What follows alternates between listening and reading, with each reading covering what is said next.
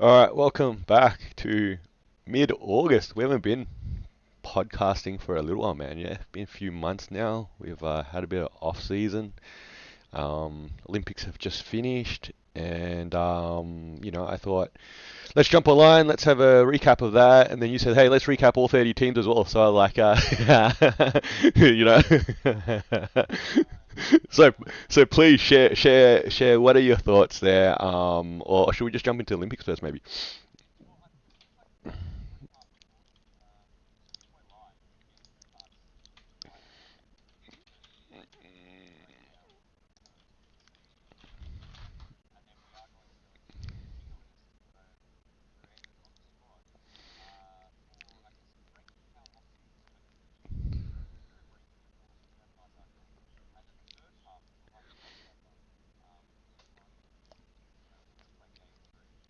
Well, yeah, that's right. No. I got plenty of time, man. Clearly, spare time, plenty of spare time, right? Both of us, right? No, I'm obviously just on that footnote. I'm running game two in the background as well. For anyone that's wondering what the hell is going on here. So feel free to, add any comments there, Nick, that why you believe you're up 2-0, besides the fact you have so much more hours experience clearly.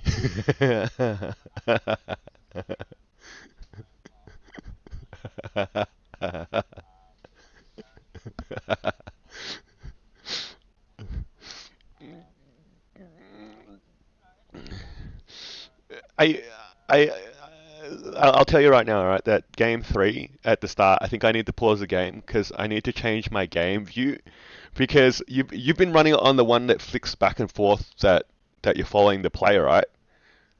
Yeah, correct. Whatever it's called, man. I don't even know what it's called. See, that's the thing. But so what's it called? To well, you know what? This is the part that comes back to mind when I used to play with my kids 2K. Back in the day, we played a lot of hours. Let's be clear, back in the day, that was on PlayStation, obviously, so very quite different in that sense.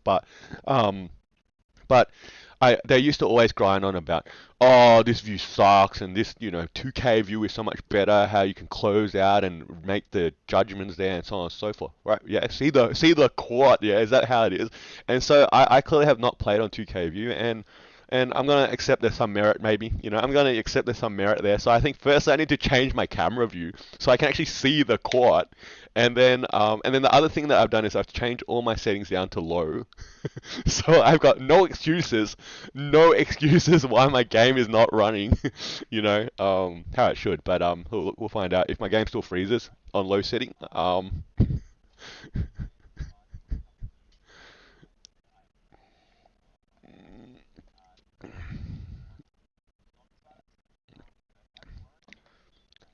Going going for 30-point margin, 30-point margin.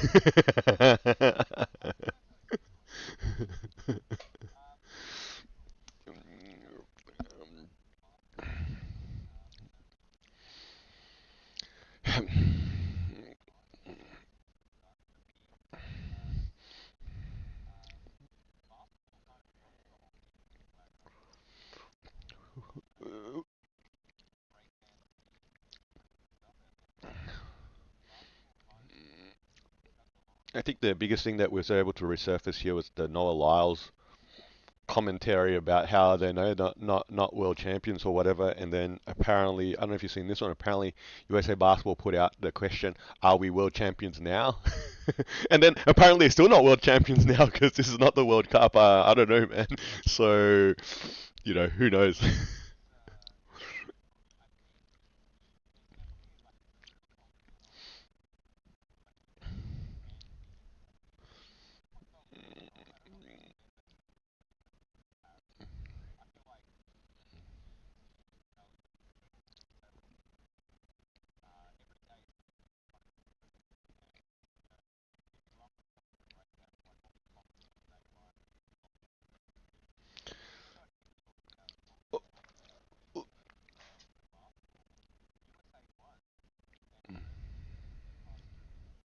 Yeah, but look, you know what? I think Australia has to at least probably take some feel a little bit better that Serbia did win bronze. Yeah, so we did lose to a team that finished third and ultimately really pushed USA all the way to the last 5 minutes of that game. Yeah, so and Jokic, we all know he's a possibly the best player in the world. Yeah, definitely up there, top five best players in the world. And I think that really showed in the situation when they played Australia, where who's our best player? I don't know, Paddy Mills, Josh Giddey, yeah, in that sort of situation, which sort of then leads into my first observation of this final. You said you watched the highlights a little bit. That um, when you got this All-Star five and Hall of Famer five, at least three of those players that play Hall of Famers, not four, that are starting against a French team that's starting this kid called Frank. What's his name? Frank Nicolatina or something. Nicolatina, yeah. And this kid can't even get minutes in the NBA. I think that's a huge disparity there of why USA basketball is the gold medalist, and why they've won what now 5 years in a row or something like that. But at the same time, it's really interesting how other countries are catching up slowly but surely. Yeah, but why the USA are still that benchmark? I don't know, man. Like, what do you think these other countries need to do in the next 4 years to really not play that underdog role? Like, I don't know.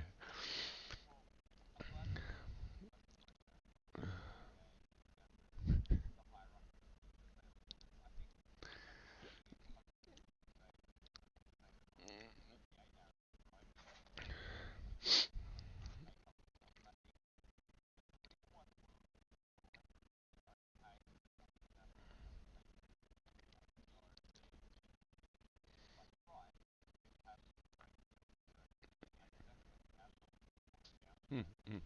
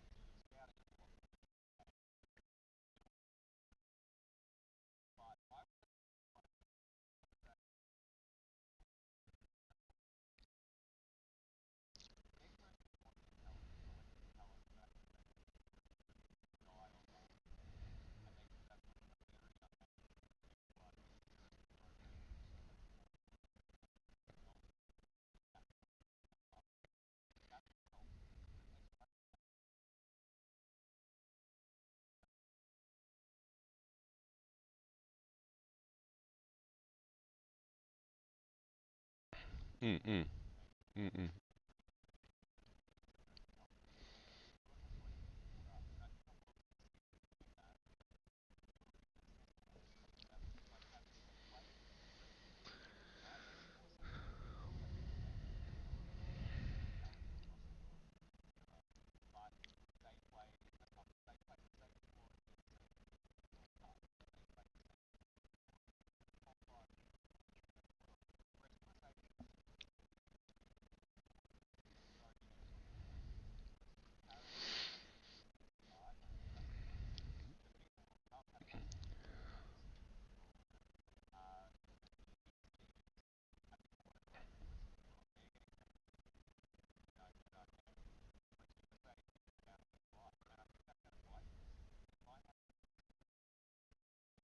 Well, look, you great some great points there, and I watched the full games actually for the semi-final and the grand final, and let's just go back to the semi-final first step. Like Jokic, we mentioned before, he's obviously one of the probably the best player in the world, or one of the best players in the world there, and it was sort of almost sad to see that he had so little talent around him that's that same level as him. Don't get me wrong, his teammates go play hard, yeah, they play hard, they play smart, but it's clear that there's a level of difference between them, and maybe that's a big part why most of them are not in the league. I think Bogdanovic is the only other player in the league there from the Serbian team, and he sort of played second fiddle and made some key shots and stuff like that, and that was important for Serbia. But by the time he got that fourth foul, all right, I think Jokic knew he couldn't get a fifth. He couldn't get a fifth with 5 minutes to play in the fourth, so he his style of game, gameplay changed, and that's what happens to all of us when we get that last, we only got one foul left, and we sort of know that, and we're smart, and we go, I got to stay on the floor. I'm not just some sixth man in the team in a sense that doesn't really matter in that sense. So I think that was a real depth issues there that Serbia didn't have. Now you go to France, and obviously they've got a few more NBA players here. Yeah, there are a few more NBA players here, and at the end of the day, um, Steph Curry saved them. That's probably it. That Steph Curry saved them. Yeah, I wouldn't go so much for the semi-final. Steph Curry saved them. He had a really hot start.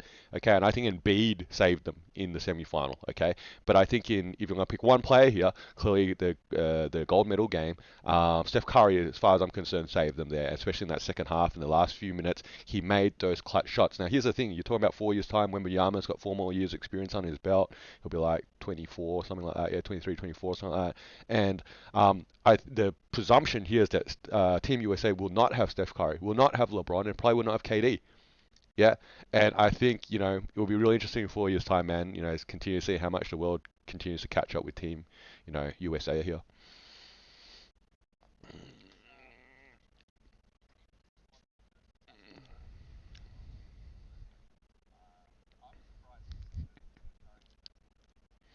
Mm.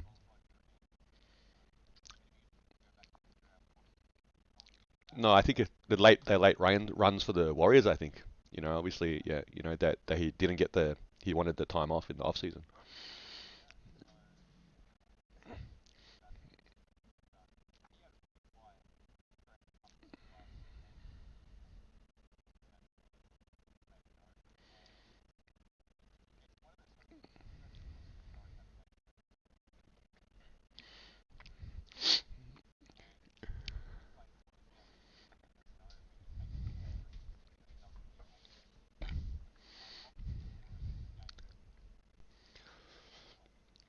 But he,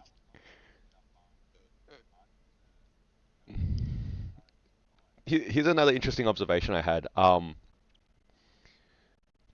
Steve Kerr, obviously coach of Team USA here, has opened the gold medal game with Durant obviously starting. Yeah, and Durant played heavy minutes, even though it was like the six-man role for this team.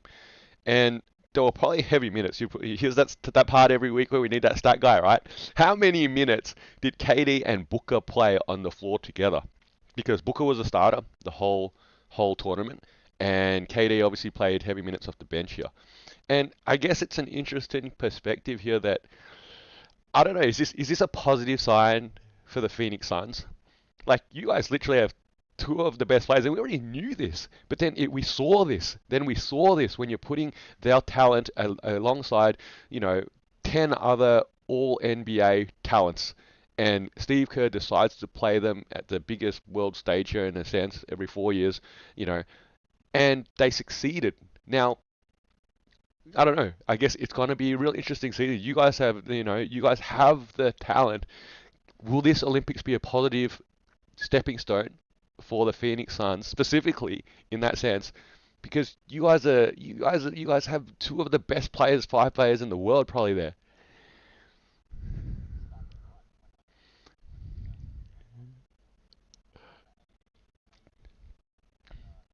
Mm-mm, mm, mm-mm.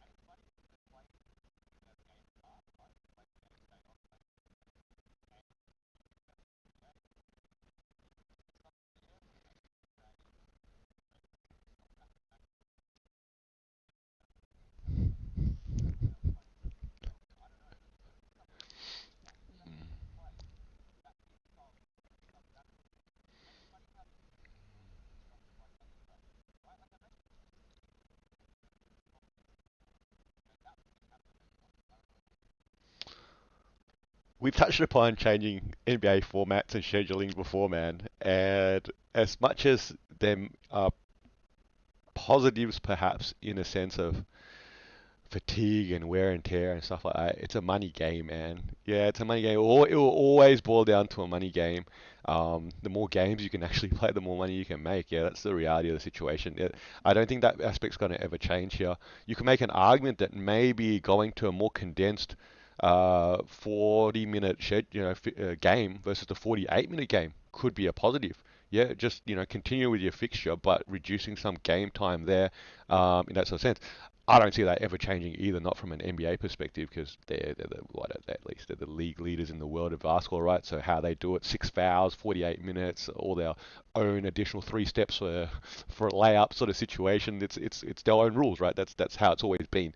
But there's argument to be made that there could be positive attributes there to modify the game slightly versus tweaking an 82 game schedule. Um, which way leads to the point that you raised before. I believe now you want to put a footnote here that you believe goaltending is a good aspect of the sport. Please, please, please tell me.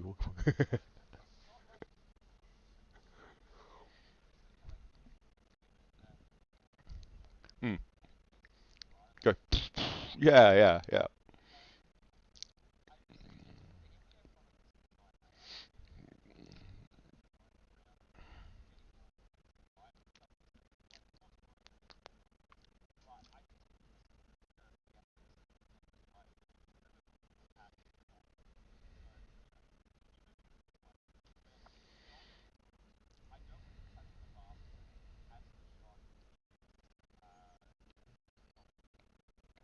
Mm,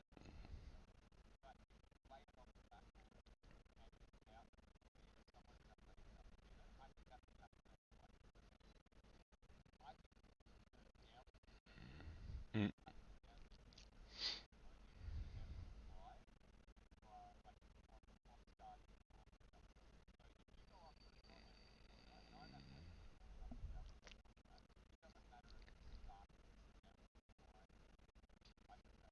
Blah.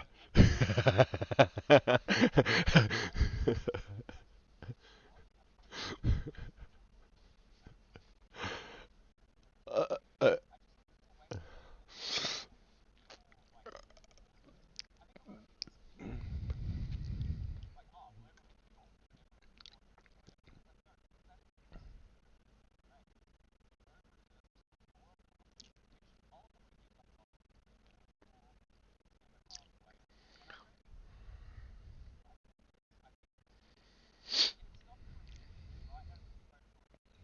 hmm.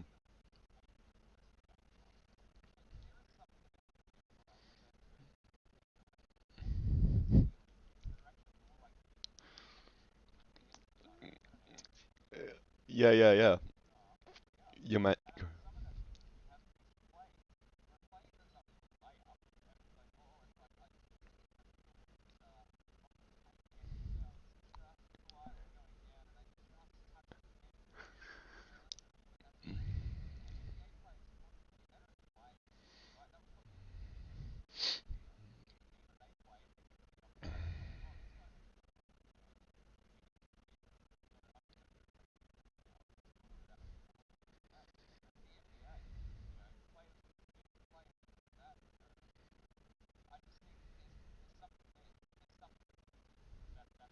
Maybe there's some good points there. I think I mentioned before we started this podcast that I was able to actually watch 2 full games. I don't think I can't remember the last time. You know what? I'm gonna take a stab here. 2013 NBA Finals Game 7. That was I think like Heat Spurs. That's like 11 years ago. I was able to watch the whole game without falling asleep. And that's a while ago, man. I swear every time I try to watch an NBA game now, I sort of fall asleep halfway through, and then hopefully I watch the last quarter. Yeah. But I think these FIBA games, because they were shorter, they really smashed them out. You got the your little halftime break that you can go whatever, get a drink and get some food or something, and then come back and just sort of you're sort of on the downhill from there. So and I think look. I think going back to this whole the goaltending sort of situation, it's I think again the NBA has its own set of rules, right? I think that's pretty clearly established. Yeah, extra step, extra foul, extra rules, however they want to play it, and that's how they're going to play it. But I think it definitely was an interesting aspect where you can play it off the ring. Not everyone can do that. Is it a positive? I don't know, man. But then you're absolutely right. There was probably a lot less complaining. Yeah, and I guess Luca wasn't at the Olympics, so we missed out on all of that complaining. Yeah, but I guess when you turn to maybe some of these referees from an international stage, because I see that like they're like from three different countries that are non playing countries, and obviously in that team, you're probably looking at someone that you're going, who the hell are you?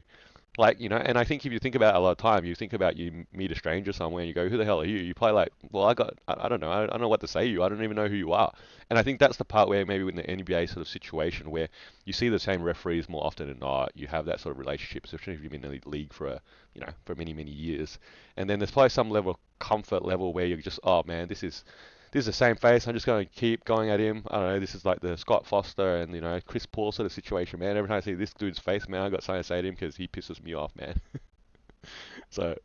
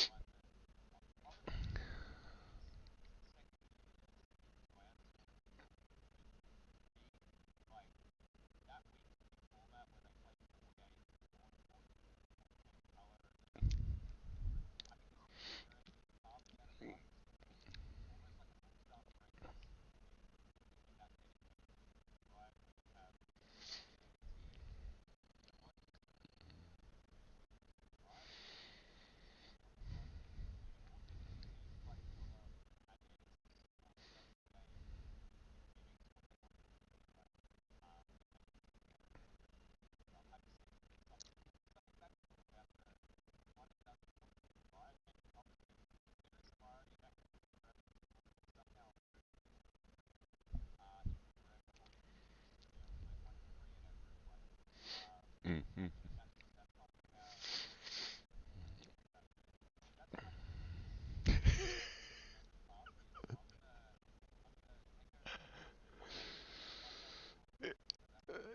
I don't know. You can try it. I'm sure we'll get a long list of complaints from our few million viewers every week, right? That's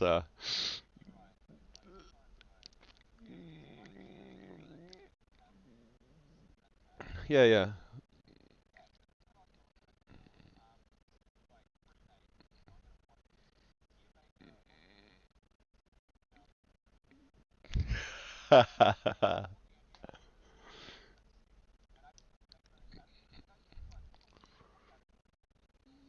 Okay.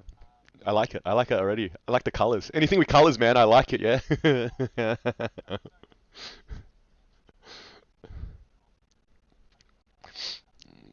Yep.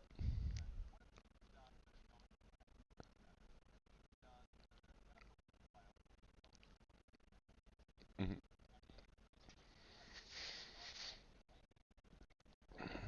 Mm, mm.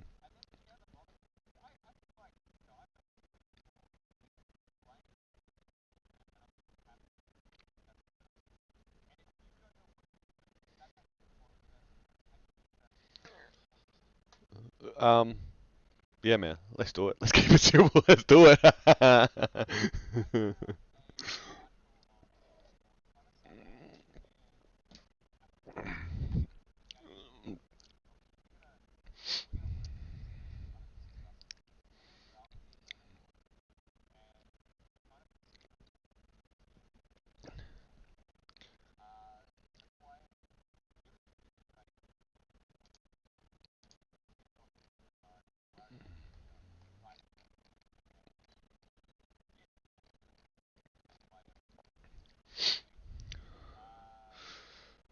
Clearly, clearly, the Hawks front office would tell me that they're going for the playoffs, but I'm gonna say they're tanking. like I don't know, man. What do you think? What they got rid of Javante Murray. They had the number one pick, which was a bit of a shock. Alex Sarr in the preseason game so far did not look exceptional. And let's be clear, he didn't really look that exceptional in the NBL either. But you know what? Don't get me wrong. He's a young player. He's playing in the pro league. He's playing against men, that have been in the league for a long, long time. Not shock horror. Not shock horror. I'm sure his ceiling is still high. Okay, I'm not saying that he's a bust or anything like that. But for him to come in and change the fortunes of the Atlanta Hawks in year one, I think that's a stretch. And I think they would be better off tanking. But I don't know, man. What do you think? You're always high. You're always high on the Hawks, man.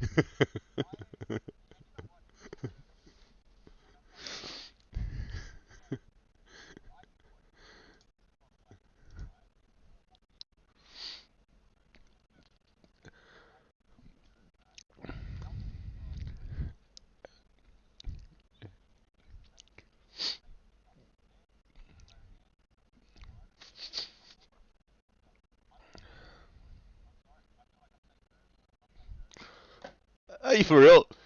Please, please. I'm not convinced with what you're doing. Oh,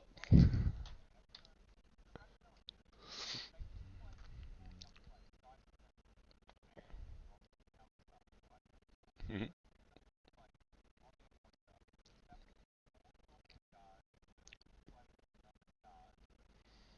okay.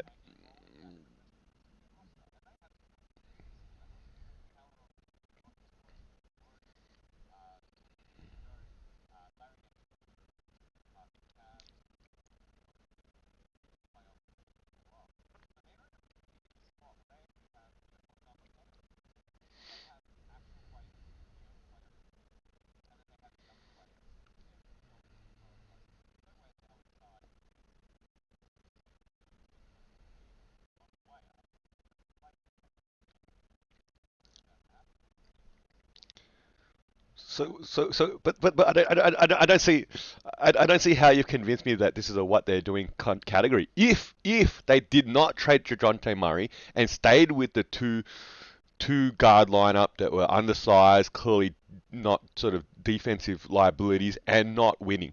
Okay, that probably would have felt falling into the what are you doing category much more. I think they took a clear directive that they believe this is still Trey Young's team.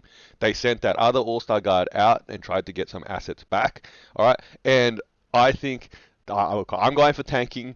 You're in charge of the mouse, man. Choose a spot to put it in.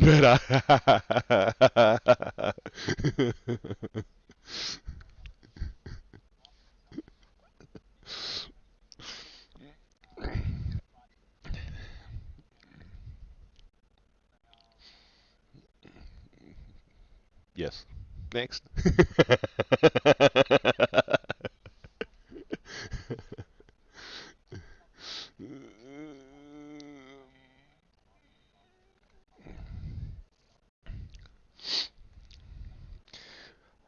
I don't think I've ever asked you this. Do you think they sold low on Mikael Bridges? I felt like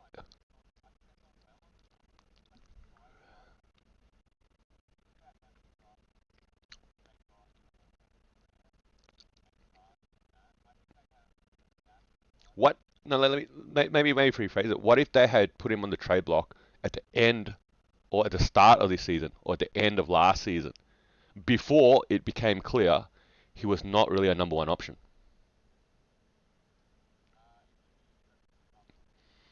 No, so obviously I think that he came in halfway through the trade deadline, year before, and yeah, he completed his first season. Yeah, he completed his first season, but I traded him at the end of that half season when he was like, I think he averaged like 26 points a game. There was the thought was he could be maybe, all right, the number one option on a team. Okay, and then it became clear this season, after full 82 games, that he's probably best suited as a second option or a third option even, and I think that hurt his trade value. Um, you know,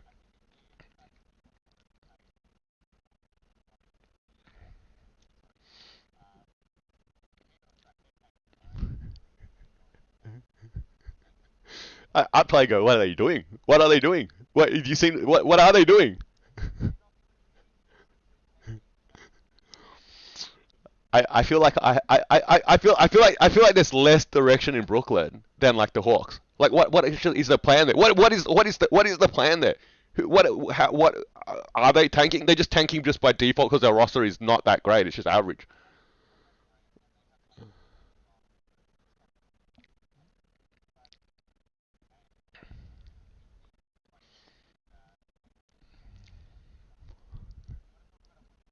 All right.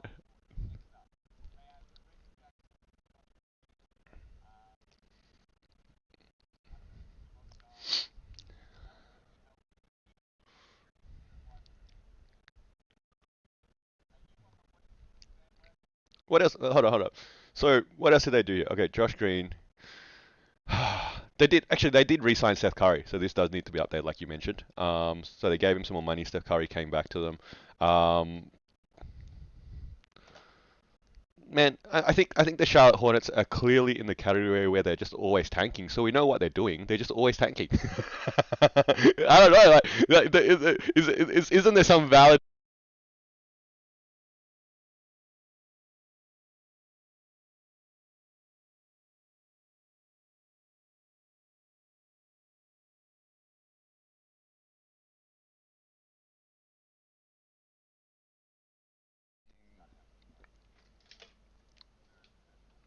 Anyway, sorry. I'm back. I'm back. Let me plug this cable in. What? That's a good one. What part did it cut out?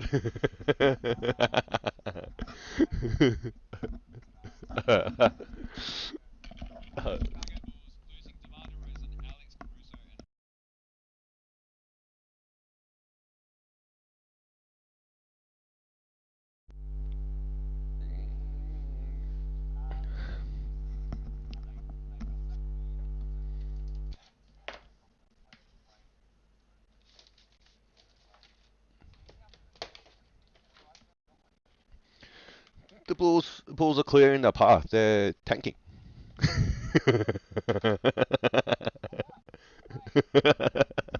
No, actually,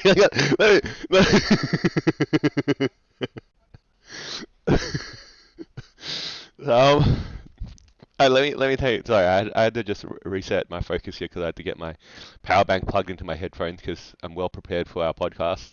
Um, it's yeah, yeah, yeah. So what's the question here? What are the Bulls doing? What are the Bulls doing? Is that the question you've got? Yeah, the Bulls are going for the playoffs. They're going for the playoffs, as they always going for the playoffs. I feel like we should have had maybe we should have had two different tables and let's see how they match up. What do you think? What are you saying? Are you saying they're tanking, or what are they doing?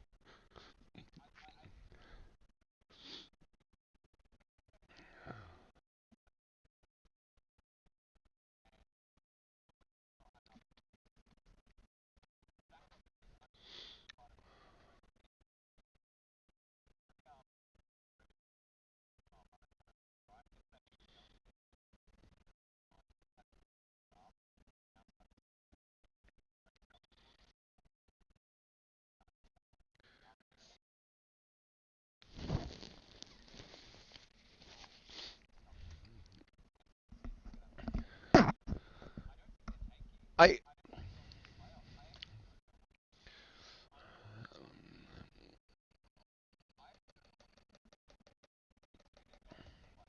mm, mm, okay. I believe they're going for the playoffs. Okay, and and let me explain this because there might be some benefit, and you've heard this one before. You know, addition by subtraction. And I think for a few years now, the Bulls have suffered from the fact that who is their best player? Yeah. And what is the hierarchy there? Zach Levine would probably like to be the number one option, but DeMar DeRozan probably was. Okay, Vucevic as a big man, 20 and 10, sort of ability, and now he's getting older, obviously. You could make a claim that he could be the best player there too. And I think something that if we go back to the Olympic situation, at times Team USA seemed clunky because it wasn't clear what the hierarchy here was on this team. Where say like Team Serbia, it was clear Jokic was the best player. Even say France, towards the end, it was clear Wemby was the focus point. He is our best player. The stuff should go through him. Okay, and I think the fact that DeRozan has gone, this team is now Levine's team. If he can stay healthy, okay, it's now his team, and Josh Giddey now has that chance to be a clear number three option. Let's say behind Vucevic, okay, and only a couple seasons ago he was nearly averaging a triple double. Can he do that again? All right. and put up those sort of numbers in production. And some of these other younger pieces like Kobe White and so on and so forth all fit into those gaps. So I think from a front office perspective, this is probably their mindset that this could be positive steps, and there's no guarantees. But yes, they would probably like to make the playoffs or the play in still, then take the next steps. I don't think they're pulling the plug right now, and I think they're fairly clear that that's what they're doing now because they actually made some moves which they didn't do for a few years. Oh, sorry, man. I didn't I mention that to you? I got a job with the Bulls. Oh, sorry, man. Sorry.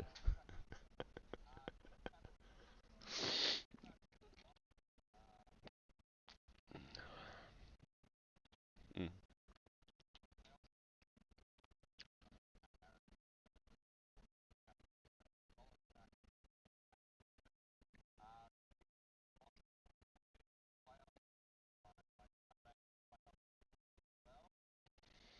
Playoffs. What else would you say there?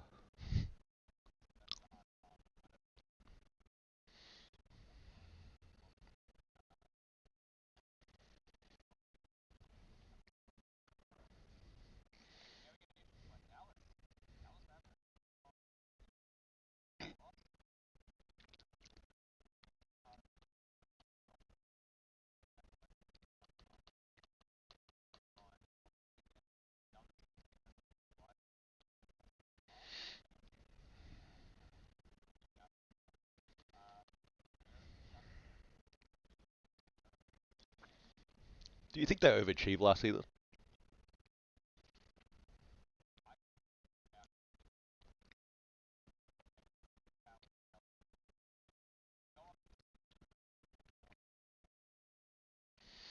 Look, I'm going to feel positive here. I'm going to put them as contenders. Yeah, they did. Yeah, okay. But I,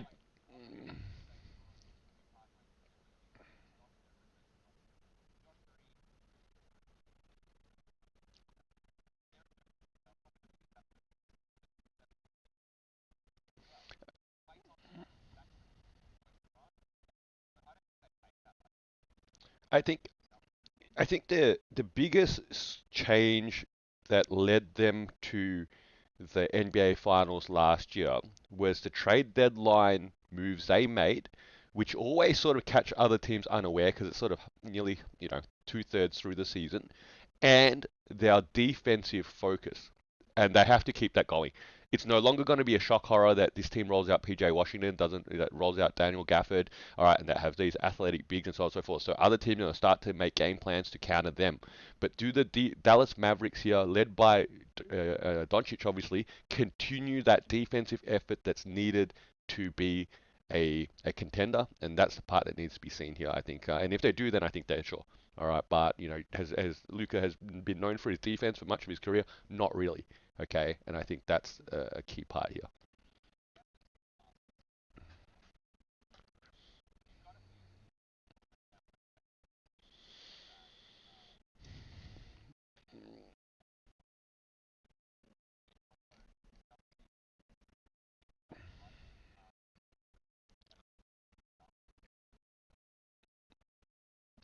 Mm.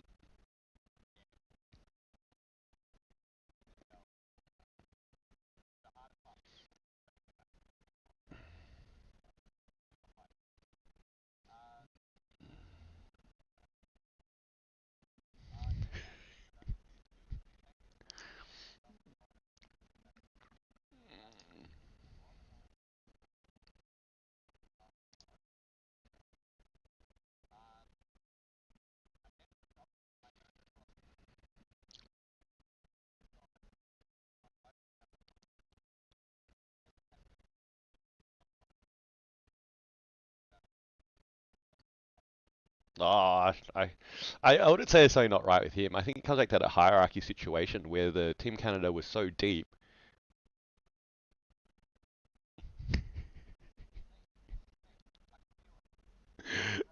So,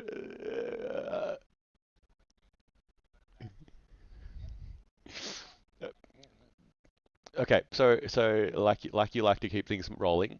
uh, Let's not get too obsessed on Jamal's Murray knee. The Denver Nuggets are playoff contenders, correct?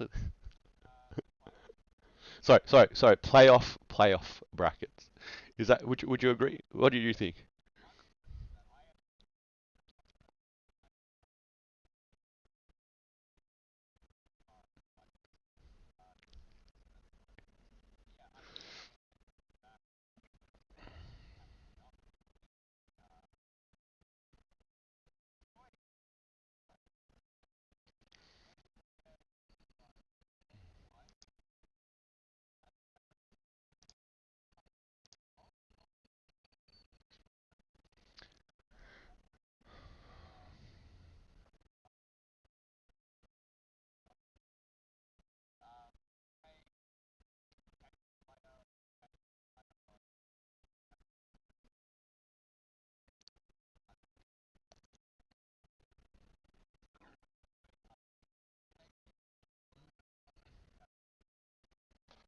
just tanking, man. There should be another category that they're just terrible. But,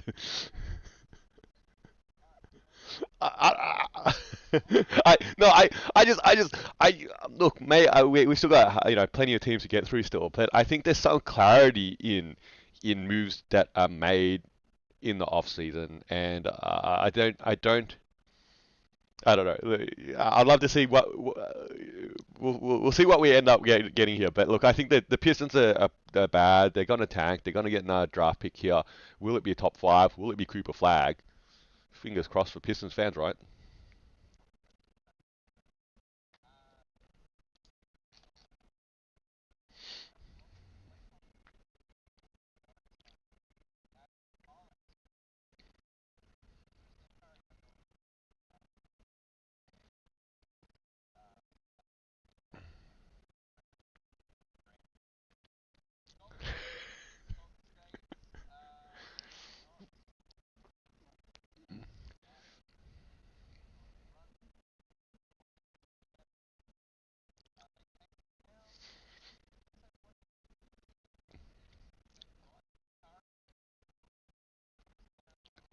How how many games will Draymond Green get suspended this season? Is that the million-dollar question here?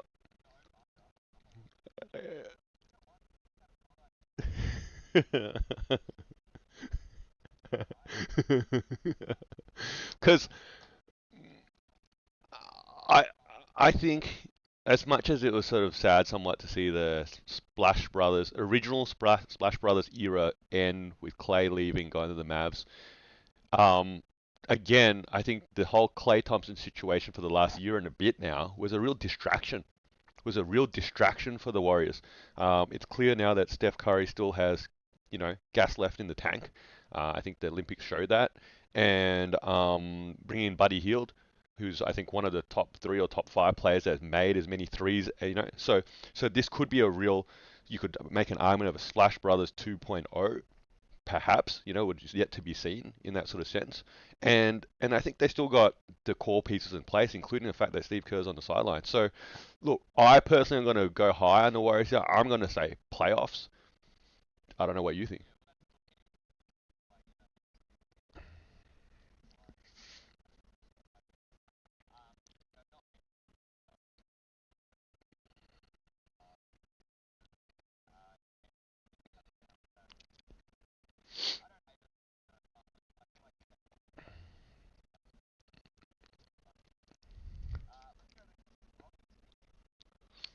Mm,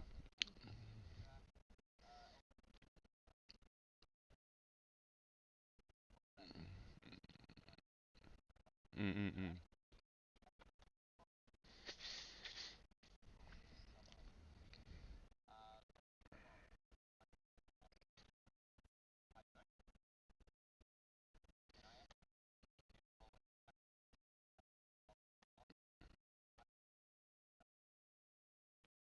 I, I think if they miss the playoffs this year, that would be that would be disappointing in Houston.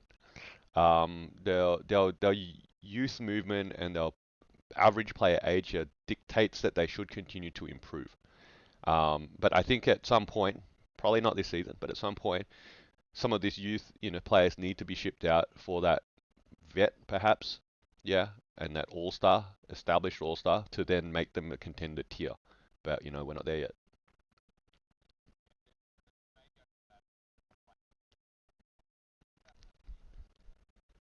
Did you create these four tiers yourself? Is that you get to do that yourself? Oh, okay, okay, okay. All right, cool, cool. Now we can make now we can every week we gotta do tier lists. It's great. Yeah.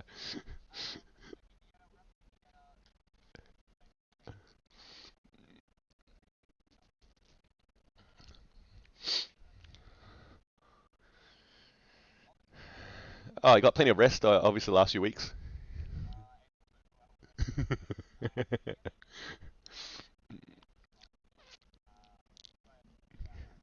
That.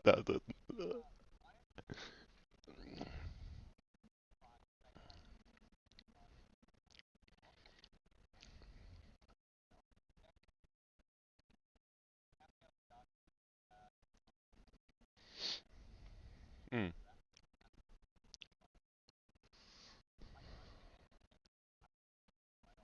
Well, I think they clear playoff teams, but would it be shock horror if they missed the play-in? That's no. It would be shock horror if they didn't even finish top 10. Mm.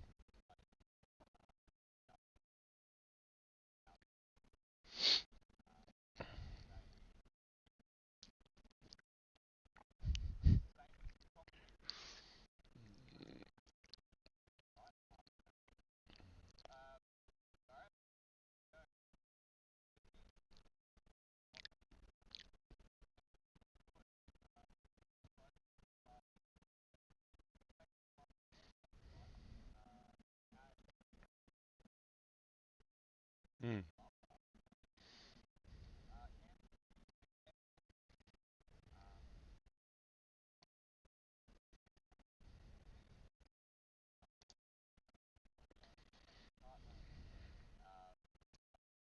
I think they were dropped. I think. I think that.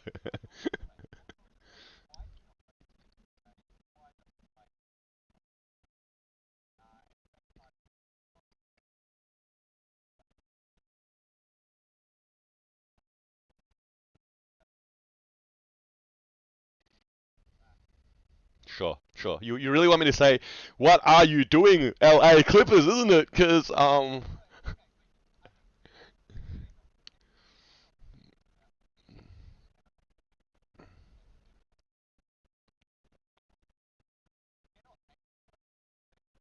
I'll,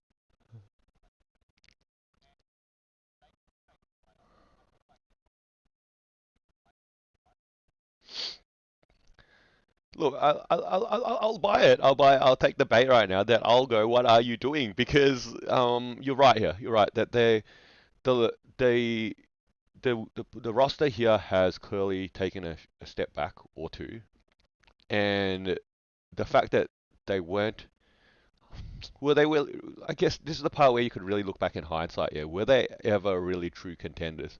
Will make the narrative that the case that, well, if PG and Kawhi played 82 games every season, yes, they were. But there's probably some level of reality there that there was never going to be the case. Did anyone did anyone ever expect that actually to happen? It was probably more fingers crossed that could you get 16 to, I don't know, 25 games of Kawhi and PG for the playoffs and finals. Yeah, which never really happened either.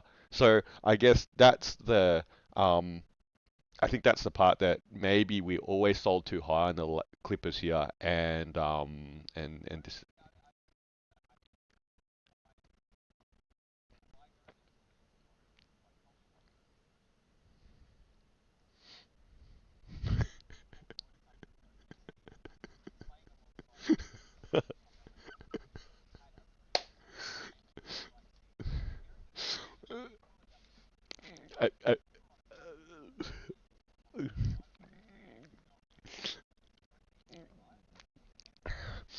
I, I feel like the whole side topic here is that you want to put an asterisk next to the Raptors championship.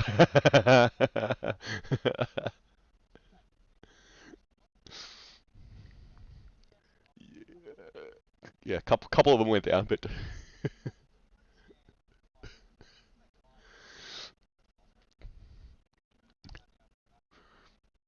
yeah.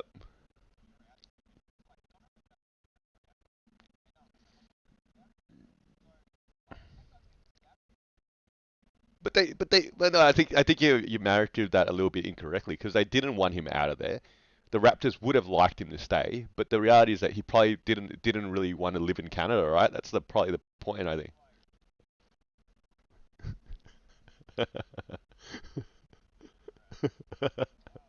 And moving on to the Lakers.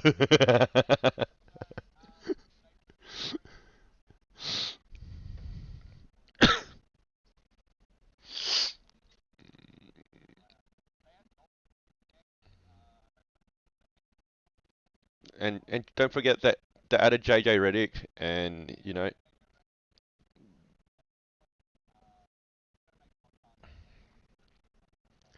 oh,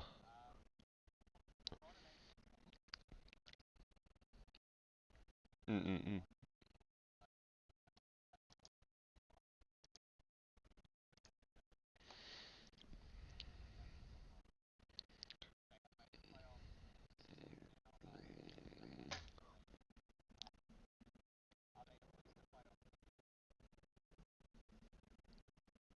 You could make the case that what are they doing? Like, like Lakerland has always been one that swung for the fences, and this season was play one that they didn't. And that's the abnormally, just like we're saying that the Hornets are a tanking team, because that's what they always do. There's no abnormally here that the Hornets probably look like they're a terrible team and they're going to win 20 games again, and that's just the reality for them. But the Lakers here did not make any splashy moves, and maybe in part due to different, salary cap challenges and contracts in place and so on and so forth. A bunch of players did opt in that they might have wished that they didn't, and things like that. But Lakerland usually swings for the fences here, and they did not. And last season they were average, so this season they're going to be average again. So they're going to say internally we're going for the playoffs. But you could really make the argument that says, what are they doing? Because they're just being average again. They're being mediocre. Whatever. What do you mean look weird? What that's. Uh, where would you put him? Where would you put him? Just I'm just. Would you?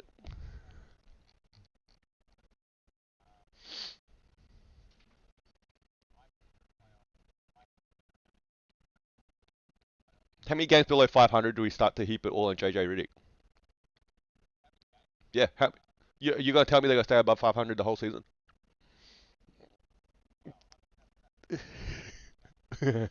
Yeah. So when they're 3-7, it's time to go. Like our head coach has no experience at all coaching.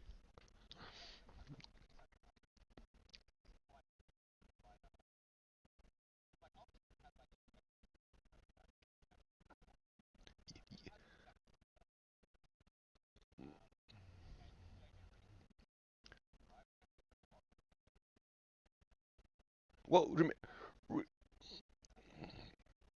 we talk about we talk about uphill trajectory, like say the Houston Rockets, because they're young. There is no uphill trajectory expected here with the core players at the Lakers. Full stop. Full stop. Besides Austin Reeves. Besides Austin Reeves, yeah, we're going to say Austin Reeves is going to take a leaps and bounds in this offseason that's going to push them from 40 something wins to 50 win territory. I don't think so. Okay? There's nothing here that says the Lakers are going to do more than they did last season. Yeah, simple as that. And JJ Redick.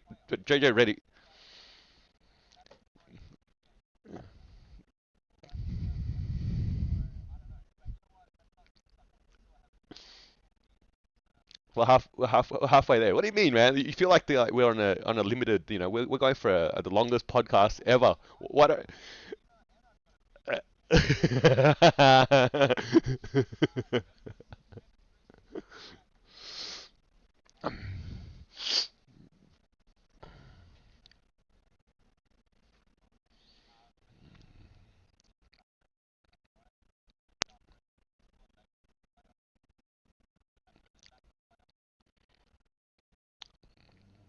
What if I said I think the Memphis Grizzlies are contenders?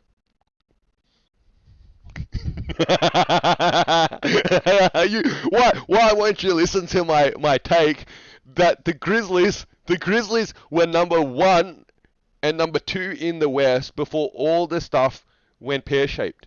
Yeah. And what's changed for them since? Yes. And what's changed for them now? Steve Adams left, but they brought in this rook that's obviously, got 4 years experience under his belt at a college level. And Ja Morant's going to be totally motivated. Are we disputing that, or is he spend all season partying? Yeah, off season partying. I don't know. You tell me this. I don't know. Who knows? Yeah, we don't know what's happening in the off season. But from a piece, hmm, what? Man, I would like to put them in the contender tier. Let's note this, and when they're sitting top two in the West for this season, will be you'll be ruining the chance here that we could have put them up there. Be the first group that put them up there. But hey, you want to say they're playoffs? I'll take that. I think they're top four West this season at least. Huh? What do you think? I don't know. You don't think so? You don't think so?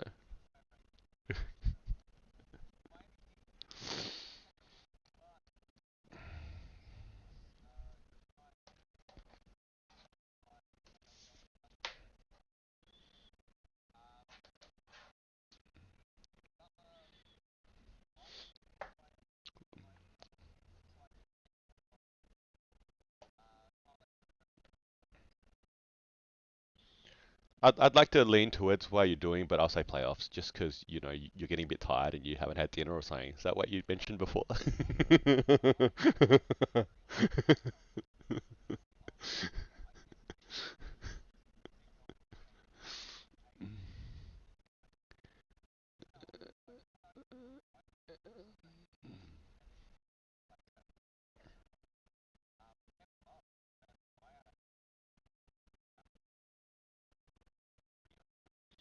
They're probably it's it feels like a similar take to the Lakers in the West and how the Heat are in the East.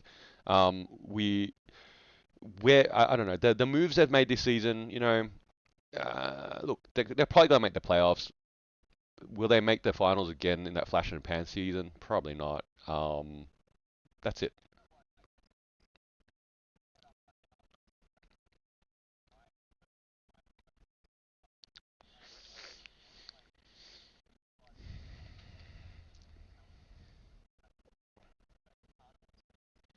Hmm.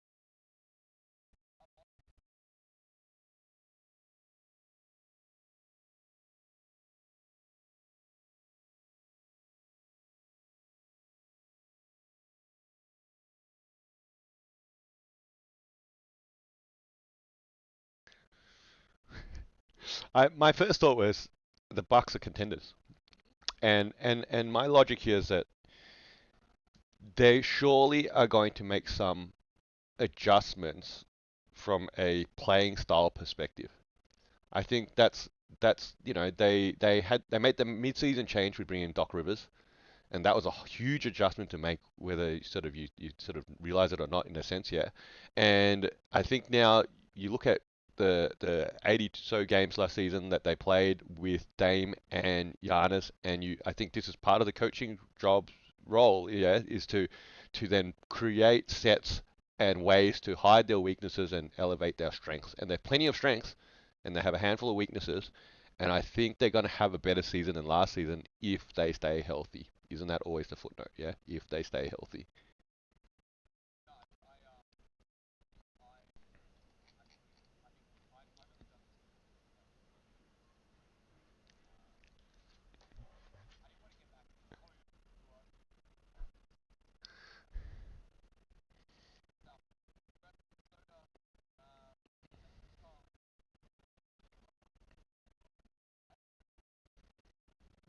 Get some more money. Get some more money. Good job.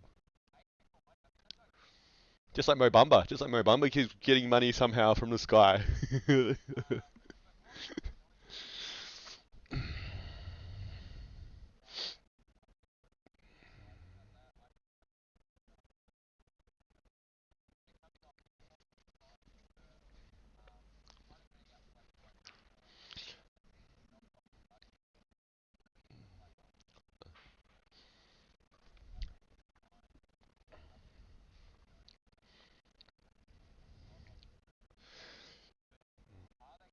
we we not only need a stats guy, we also need a video guy. Because here's the question I want to pose here: at the end of the gold medal game, did Gobert and Ant Edwards hug each other? Because I don't think there was much interaction between them prior to the game, and I don't think there was, and expected during the game. And I don't know how much chemistry there is in Minnesota to a greater extent. I don't know. We're saying this obviously from we're sitting from 1,000 miles away as fans and spectators. Yeah, that's the reality. Okay, but look, man, on paper, let's just say contenders, man. I don't know where you want to sit them. I'm going to say contenders, yeah. But I feel like there's some concerns here that the T Wolves are not going to able to win a ring yet. Yet. I don't know.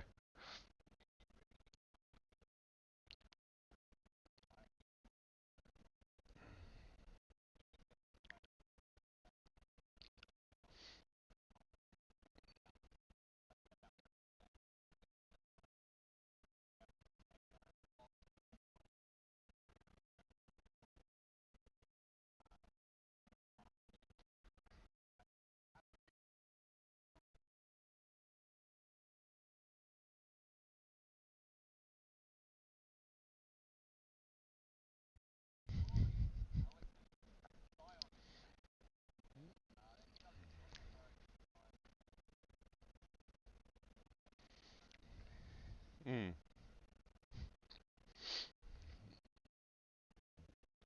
He got some good money there. I think 3 years. 3 years, I think.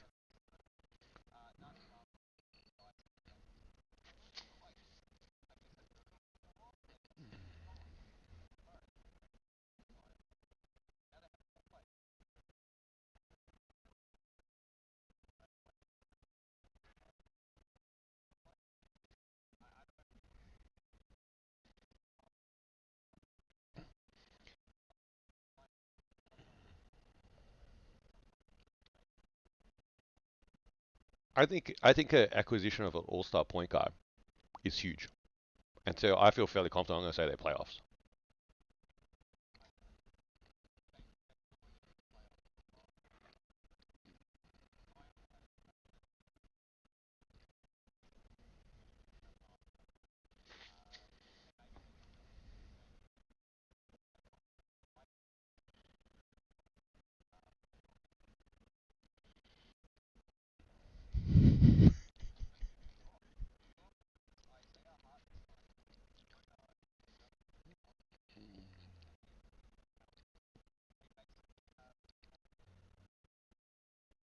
Yeah, I love it.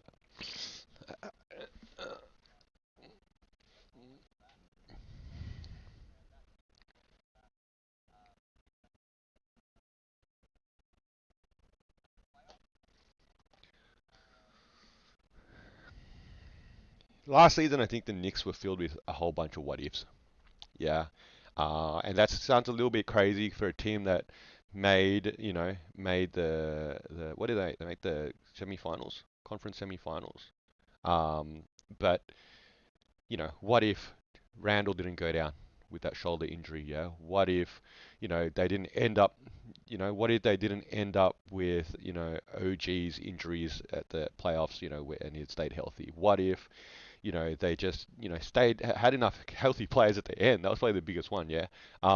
And I think, I think, I think you'd be selling them short if you didn't put them in the contender, tier right now. Yeah. And they're probably full of what ifs, but they haven't taken any steps backwards. And if you've seen how Brunson plays and how he leads his team, the fact they gave him the captain role, and he took like 100 million less or something on his next contract here, and this is sort of crazy stuff. And what they're trying to do here, again, we're working on some level of assumption that the health will stay in place at least for enough games in that sort of sense that they're top four easy, top four easy.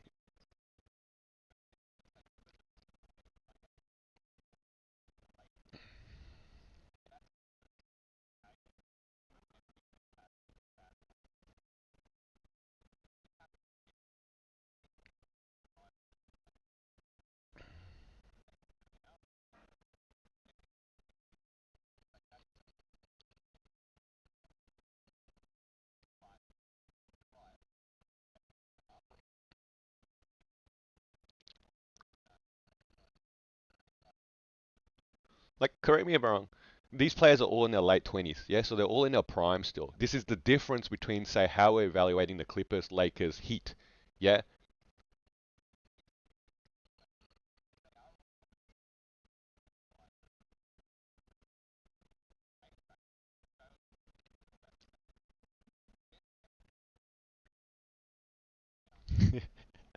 I love it. It's great. Yeah, yeah, yeah.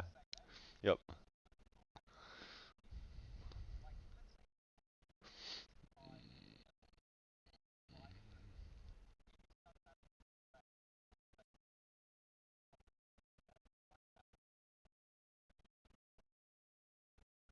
Mm.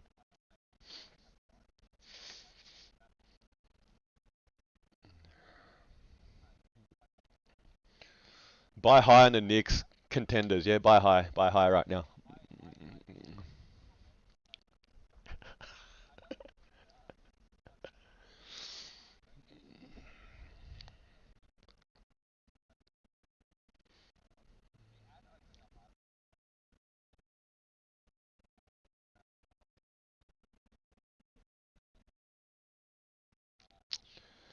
Uh, Clearly, 75 wins this season. Give it. Give him the championship already. I don't. I don't. What? How? What logical argument could you make that the Thunder are going to take a step backwards next season? I, uh, well, besides injury, but you could add that's an aspect that you could add to any 30 teams. Yeah, any of these 30 teams. If an injury happened to their best player or a couple of their key players, then they would not hit the expectations they had this season. That's true. So take away injury. There is not a single logical argument you could make that they would take a step backwards from the games they won last season and how far they went. You know, in last season. Yep.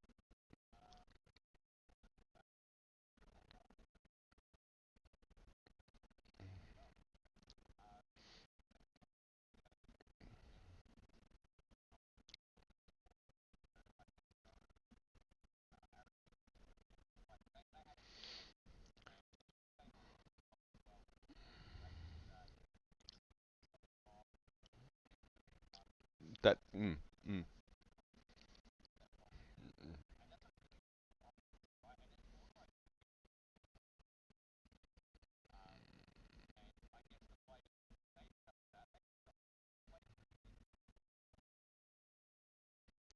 Well,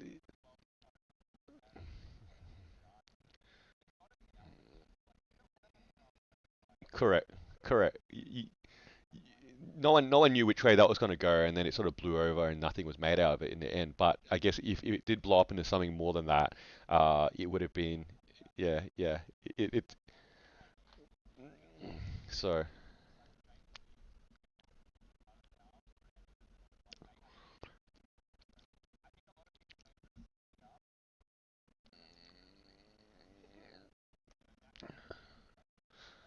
look, that's crazy for them. Yeah, huge positive for the Thunder, and the fact that they filled the one gap that I think we actually did talk about last season, that they needed a big center that offset the fact that Chet Holmgren is still young and skinny as in that sort of sense, and that when they're going against like your Jokic's and like your Embiid's, that who was their option there, and Hartenstein fills that need perfectly. I thought that it would have been nice if they swung for something last season. They obviously didn't. That's okay, but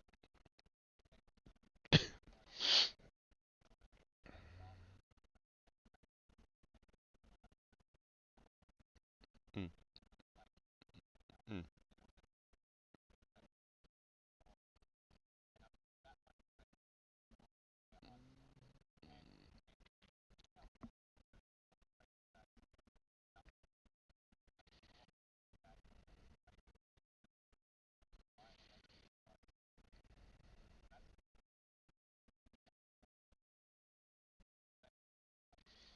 You I think if you sat down and did a whole podcast about Sam Presti, you could probably say this guy is a front office genius. He makes a lot of great moves, and makes some moves that don't pay out, pay off as well ultimately too. But a lot, the greater track record, he makes lots of great moves, and you'd have to feel that he has to win a ring at some point. I don't know. That's the thing, and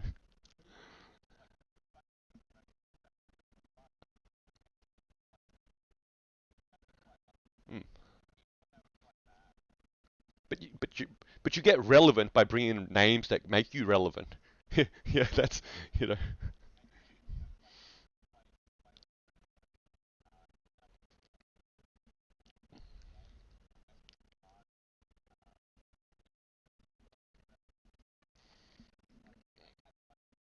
Mm.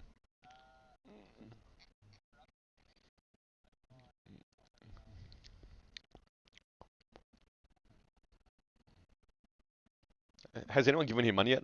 I haven't heard that he's been given money anywhere else, so I think he's still a free agent, isn't he? Mm.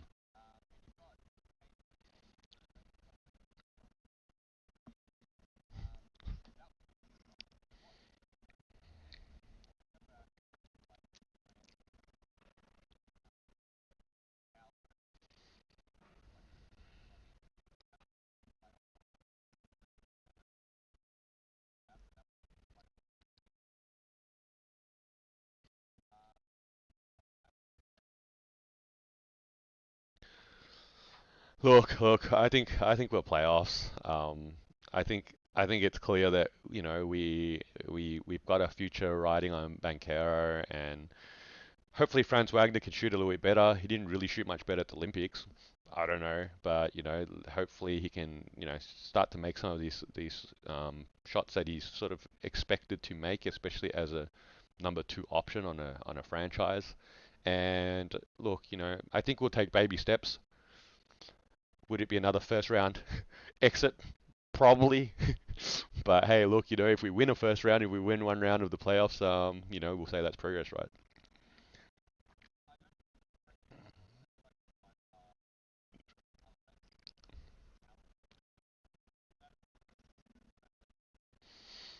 We're significantly less talented than Cleveland, I think. Yeah.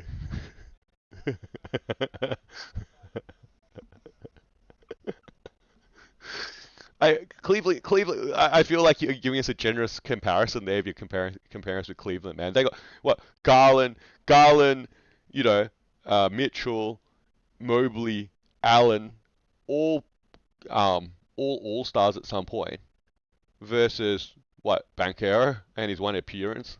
But I think we've got a long way to go before we're even compared to our depth and our roster ability.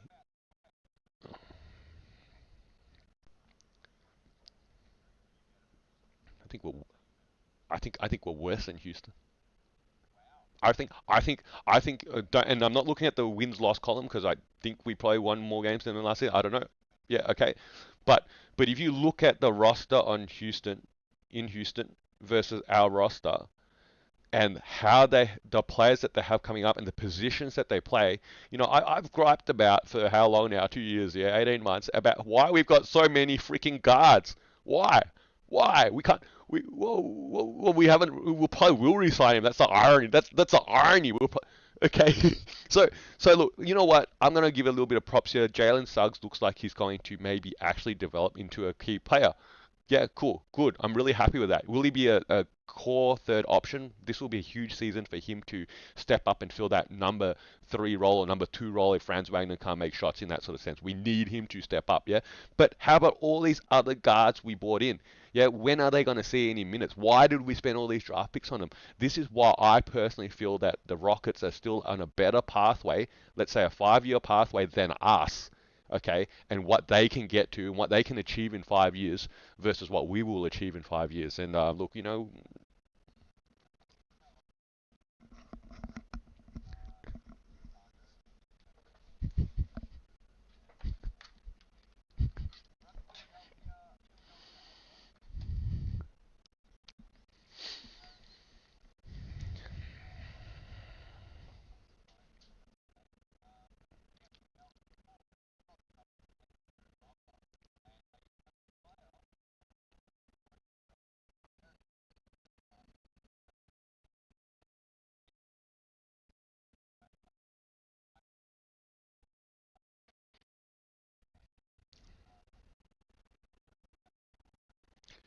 would we?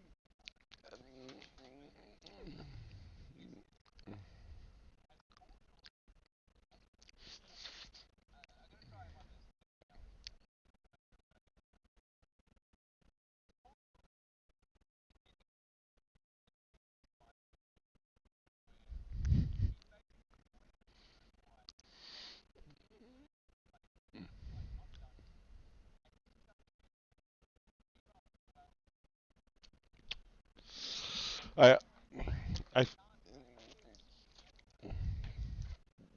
Man, you don't want to put Memphis as contenders, so I don't want to buy into your conspiracy theory right now. your your conspiracy theory is that PG's decision was hinged on Kawhi Leonard.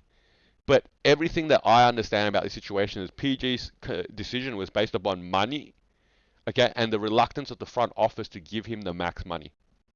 That's all it is.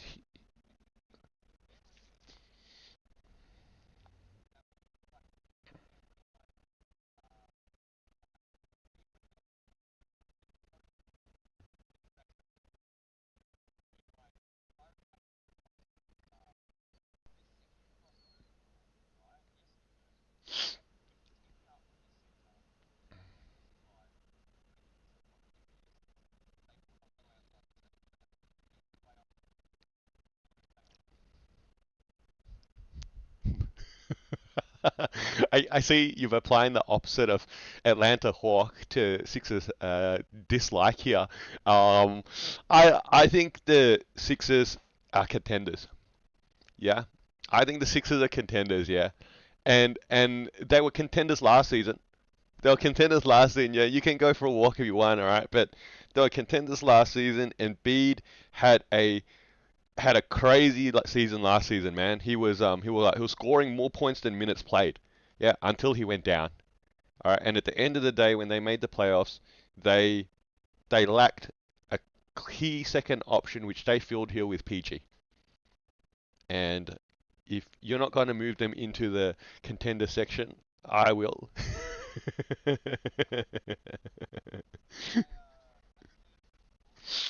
I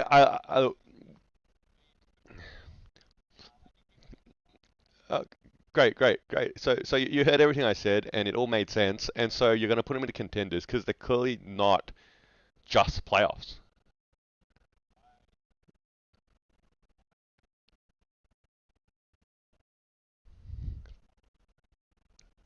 Did did you not see Embiid in the Olympics? Is he not the second best center in the world? Is that not important?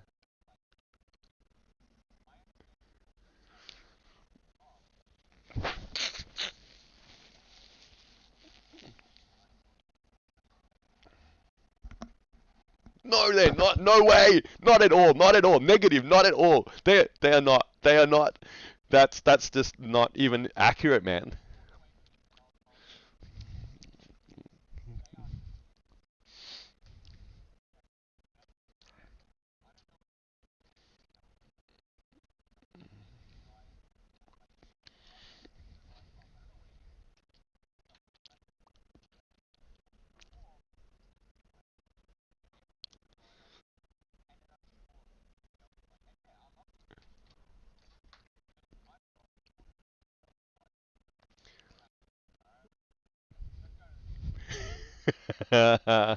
Which is perfect. Which is perfect.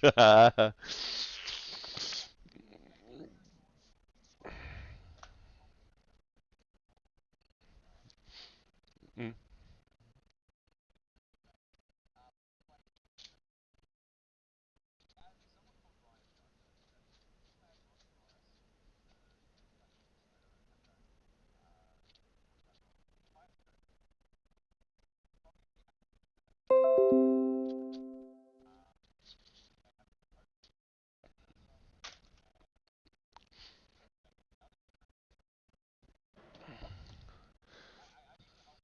I'm my first thought. My first thought was when I scrolled to the Phoenix Suns here imagery is like, why is KD grabbing Booker's boobs? But then this is the sort of stuff that gets the headlines when you're playing mixed basketball, and then you forget who your teammates are. But maybe more importantly, maybe to get back to the topic of the Phoenix Suns and where they sit, I think they're firmly in the playoffs conversation because they've made no other moves, maybe in part because they could not make any other moves this offseason. And I think the only thing that differentiates them to the Lakers and the Clippers and the Heat was A, Booker is a little bit younger, and B, that the fact that they were hamstrung to make no moves. I think some of these other organizations could have made some moves but did not, or could have made different moves but they did not. For example, the Clippers could have not offered 3 years more to Kawhi. Yeah, all right, in that sort of situation, okay, but they did. Okay, and that to me is a little bit puzzling, which is why they're in that what are you doing category. Whereas the Suns here were so hamstrung to where they are at. You guys have the talent. We talked about that earlier. Playoffs, fingers crossed for you guys. Let's see what happens, hey?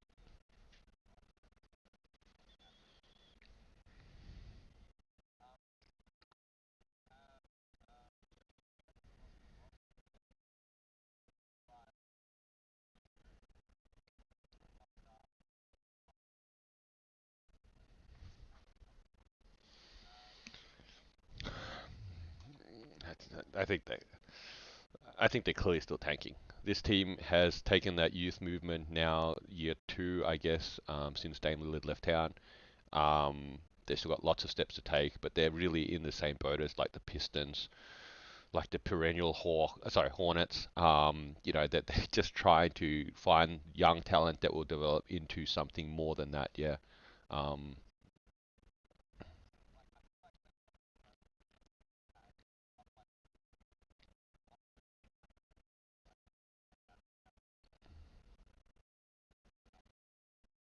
yeah, I think Portland's going to be a tough one to watch for a while, but again, all these teams fall in that tanking category there. They're all looking for that number one. They're looking for that number one pick, right? Because there's generational talent again, isn't it? In 2025, isn't it where Cooper Flag's flagged as? Join the club. Terrible puns.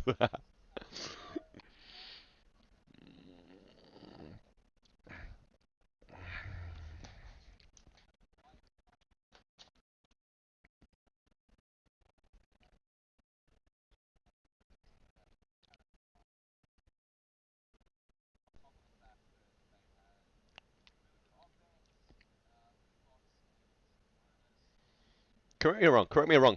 The Kings missed a play-in last year, didn't they? They lost the play-in. They lost the play-in. They missed out. Would it be far-fetched to, if I make the argument here right now, that you go, what are you doing, Sacramento Kings? Because you're going to make an argument that I should say playoffs. I don't see how you could make the argument that tanking it, okay? But they didn't even make the playoffs last year. And adding,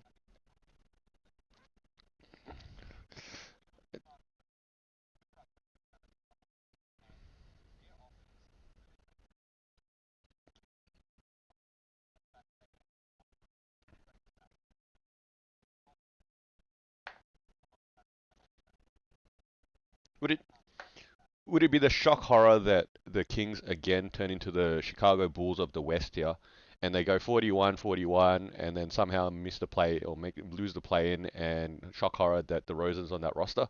Like, I think that they could have swung more moves. I don't know what it might have been, but I think they need a significant upgrade to their roster to take the next step. All right, and I think they've shown the shortcomings here that De'Aaron Fox and Sabonis can only go so far. They'll get you to 40 wins, but that's 40 wins isn't even a guarantee of playoffs now. You still got to win those one or two extra games now to lock yourself in. All right, and I think if you're just settling for that sort of bar, then sure, that's what they did. Yeah, look, I think I don't know. You're putting them in the green one.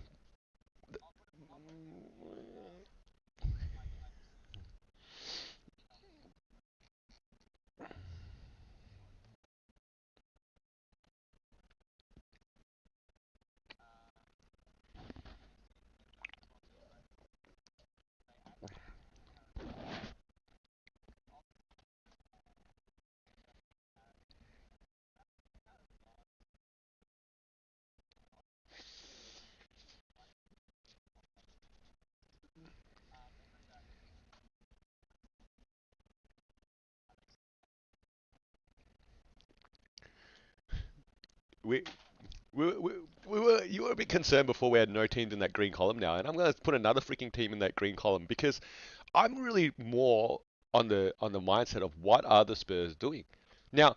I can accept the fact that CP3 coming in with all that knowledge and experience that he has is probably not a bad point for the Spurs to add to this roster. Yeah, I think you could put CP3 on any of the 30 teams and he probably would add some level of benefit in that sort of sense. However, if you're playing CP3, okay, on the floor specifically in a key role, okay, I think I'm sort of wondering what you're trying to do there. Now, if you're one of those playoffs teams, sure, that makes sense. But we're not saying the Spurs are the playoff team or contending tier here.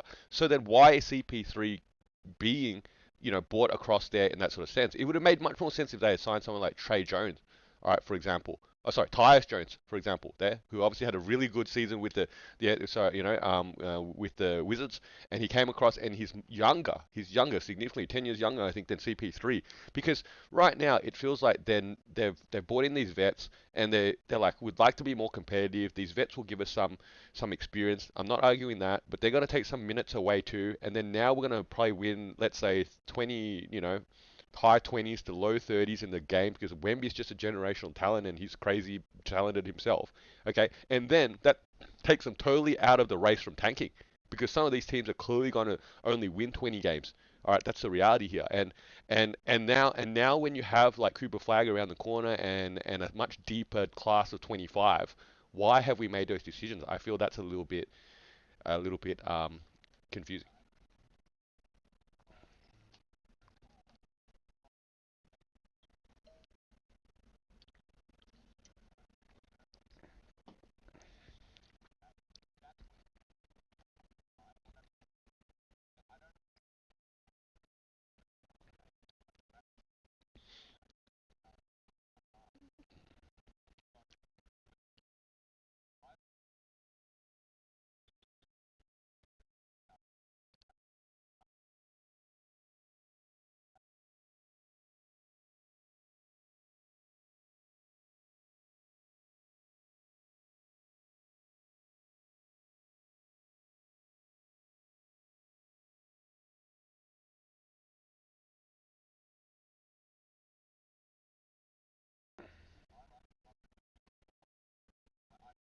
They they're gonna. Mm.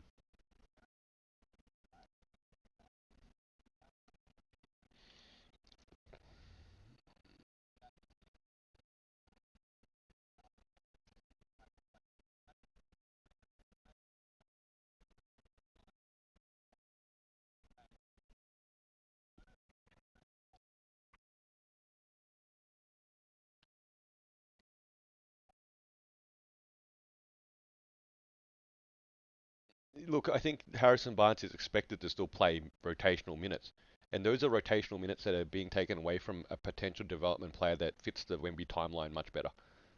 And I think that's the bigger picture here. Look, don't get me wrong, Spurs have a pretty smart front office, I think, and got a great, winning track record there. But I guess it'll be interesting to see how this season unfolds.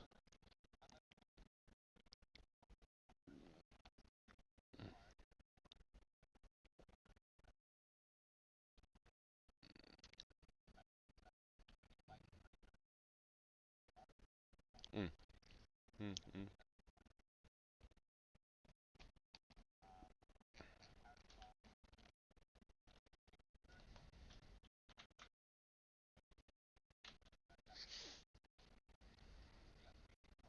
Let's do it. Let's do it. Downhill.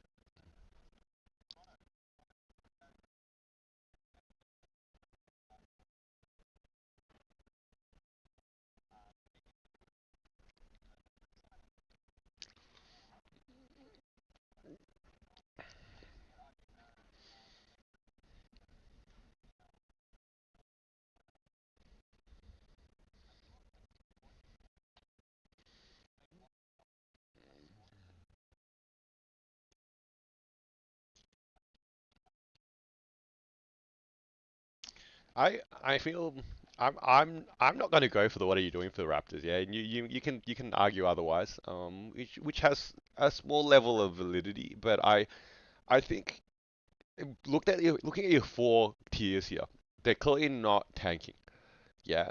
But so I think they're stretching for the playoffs, and the thing that makes this possibly achievable is their core is still in their prime or entering their prime. Okay, I think there is a positive argument to be made here that the Raptors, Scotty Barnes, yeah, without Siakam sort of murking the water that who's number one, number two, and the changing of the guard somewhat that he also was moved at last season's trade deadline.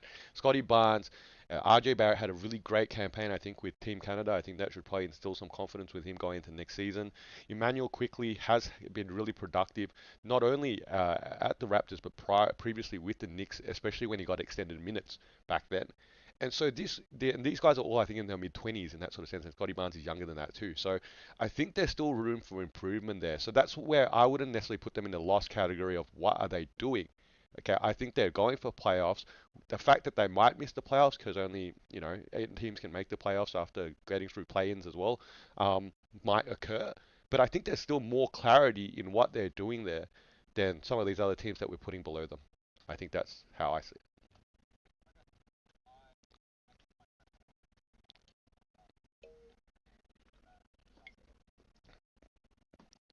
But it's a young core. But it's a young core.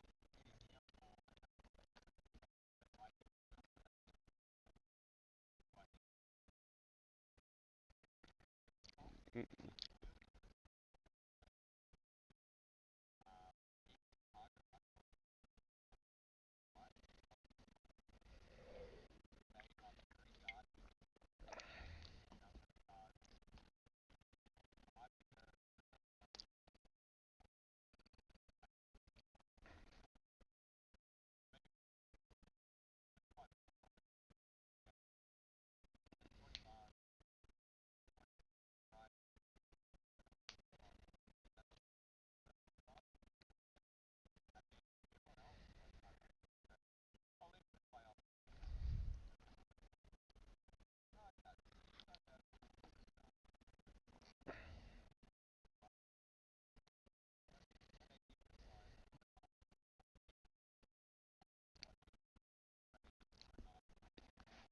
mm, mm,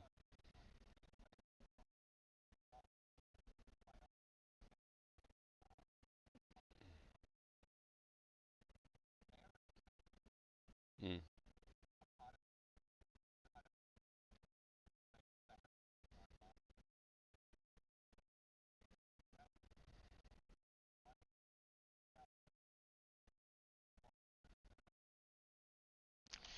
I think I no look.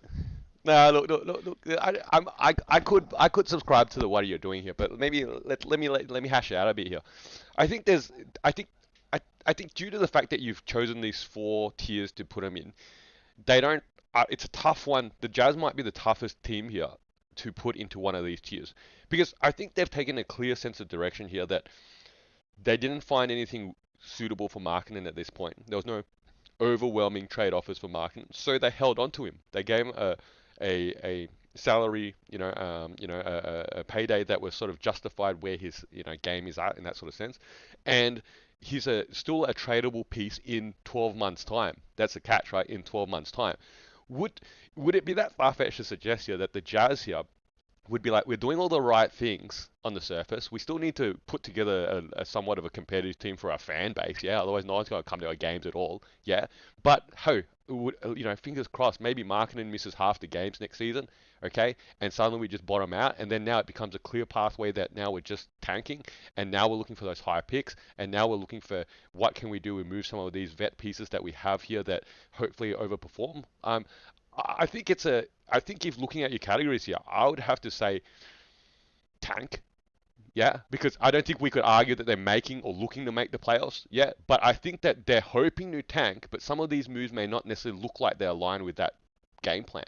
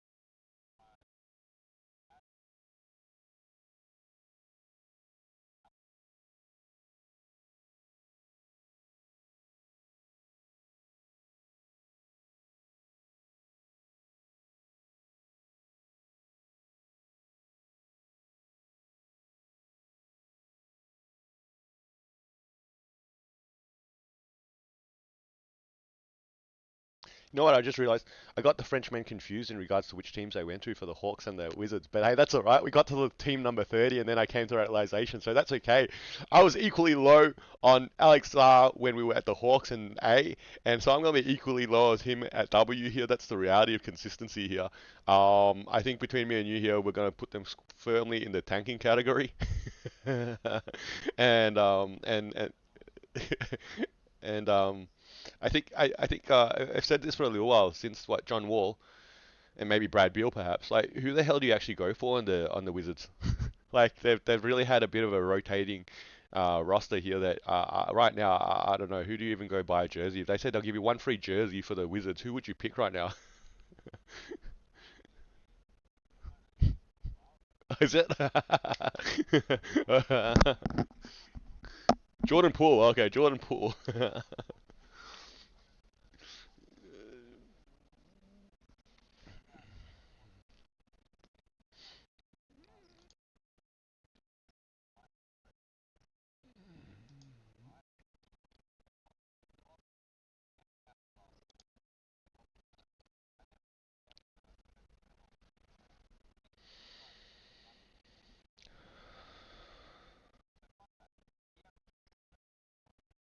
Mm, mm, mm.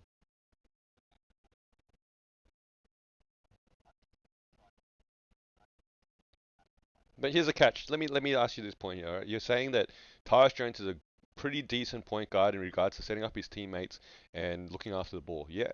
But would Booker, would KD, would Beal, how much would they be willing to take the ball out of their hands to put it into Tyus Jones' hands? See, that's the point because the Wizards were so low in depth. They're like, just you bring the ball up, you make set up the play, so on and so forth.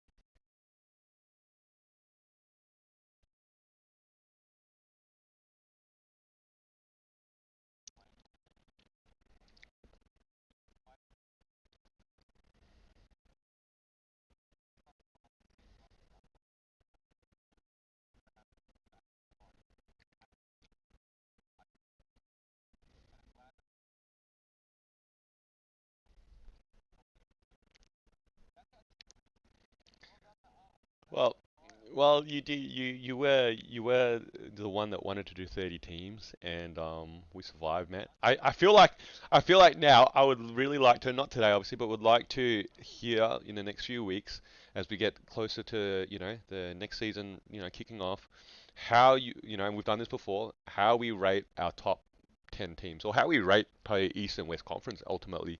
Um, you know, if- you know. Cause I'm really curious where you're gonna put Phoenix, man. Your beloved Phoenix. Yeah, you're like, oh, you're gonna stretch for top four, or maybe more realistic top six. I don't know, man. I'd love to see where you put yourself there.